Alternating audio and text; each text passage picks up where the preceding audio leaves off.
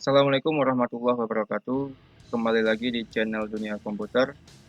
Pada kesempatan kali ini kita bakal membahas tentang informasi jadwal dan penempatan seleksi P3K tahun 2021.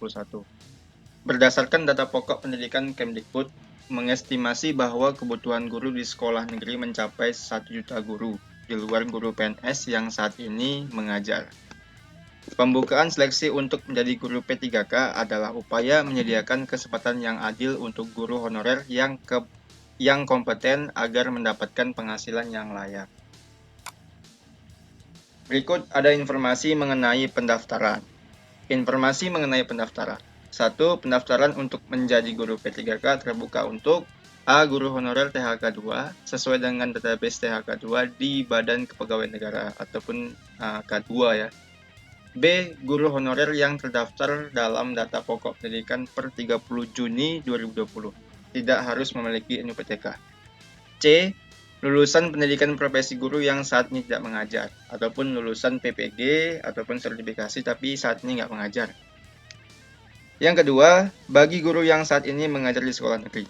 A. Jika tersedia formasi di sekolah tempat tersebut, mengajar akan otomatis didaftarkan di sekolah tersebut. B. Jika mengajar di 2 sekolah atau lebih, akan didaftarkan di sekolah induk. C. Jika tidak tersedia formasi di sekolah tersebut, mengajar dapat mendaftar di sekolah lain. 3. Bagi guru swasta atau lulusan PPG yang saat ini tidak mengajar di sekolah negeri, dapat memilih mendaftar di sekolah negeri sesuai dengan kesediaan formasi. 4. Pendaftaran dilakukan melalui sistem seleksi calon aparatur sipil negara ataupun SSCASN Badan Kepegawaian Negara. 5. Setiap peserta mendaftar di awal tahun 2021 dan diberikan kesempatan mengikuti ujian seleksi hingga 3 kali. Berikutnya ada informasi mengenai penempatan. 1. Bagi peserta yang lulus passing grade. Di setiap sekolah, diprioritaskan guru yang sudah mengajar di sekolah tersebut dibandingkan guru swasta atau lulusan PPG yang mendaftar ke sekolah tersebut. Jika jumlah peserta yang lulus passing grade di sebuah sekolah melebihi formasi di sekolah tersebut, peserta-peserta dengan passing grade tertinggi akan ditempatkan terlebih dahulu. Kedua, peserta-peserta yang tidak mendapatkan tempat di sekolah pilihannya akan dirankingkan kembali. Peserta ranking tertinggi akan ditempatkan di sekolah-sekolah yang paling diprioritaskan Kemdikbud berdasarkan rapor mutu di kabupaten kota yang sama, guna mendukung pemerataan kualitas pendidikan. Peserta bisa menolak penempatan mereka dan memilih untuk ikut ujian seleksi berikutnya. Ketiga, bagi peserta yang tidak lulus passing grade. Pemerintah daerah dapat mendistribusikan peserta yang tidak lulus passing grade untuk tetap mengajar sebagai guru honorer sepanjang kebutuhan guru di sekolah tersebut belum terisi oleh PNS atau P3K. Pemerintah daerah juga dapat menempatkan peserta yang tidak lulus passing grade sebagai tenaga kependidikan honorer. Berikut jadwal seleksi P3K tahun 2021. 1. Informasi mengenai rencana pelaksanaan. Diawali dengan bulan Januari, yaitu pendaftaran. Bulan Februari, materi pembelajaran dapat diakses. Bulan Mei, ujian seleksi untuk guru TK, SD, SMP, dan SLB. Bulan Juni, ujian seleksi untuk guru SMK dan SMA. Bulan September, ujian seleksi kesempatan kedua.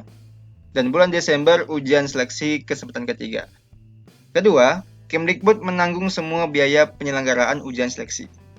Ketiga, passing grade akan ditentukan oleh Panitia Seleksi Nasional dan diumumkan bulan Januari tahun 2021.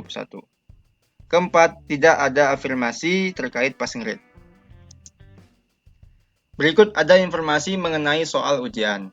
Yang pertama, kompetensi teknis sesuai mata pelajaran. Butiran soalnya ada 50 soal, waktunya 60 menit, dan bobotnya 60%. Tes kedua ada tes bakat skolastik atau penalaran. Butir soal ada 40, waktu 60 menit, dan bobot juga 60%. Berikutnya ada manajerial. Butir soal 30, waktu 25 menit, bobot 40%. Sosiokultural, butir 20, waktu 15 menit, bobot 40%.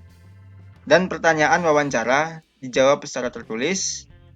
Butir soal 10, waktu 10 menit, dan bobot 40%.